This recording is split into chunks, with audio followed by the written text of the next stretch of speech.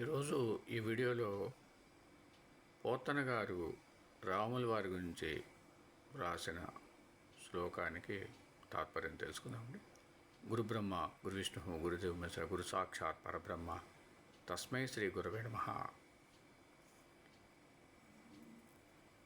రామ గుణాభిరామ దినరాజ కులాంబుది సోమ తో యదశ్యామ దశానన ప్రబల సైన్య విరామ సురారి గోత్ర సుత్రామ సుబాహుబాహు బలదర్పతమః పటు తీవ్రదామ నిష్కామ కుబ్రుల్లలామ గరకంఠ సతీమత నామ రాఘవ.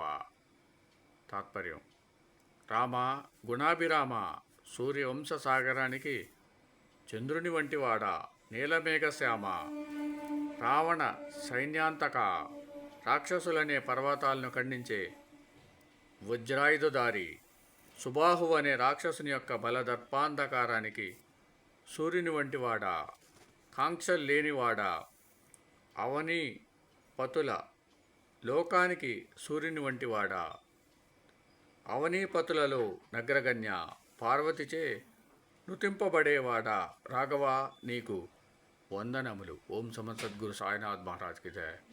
ఓం సమర్థ సద్గురు భరద్వాజ్ మహారాజ్ కి జయ. జయ శ్రీరామ్.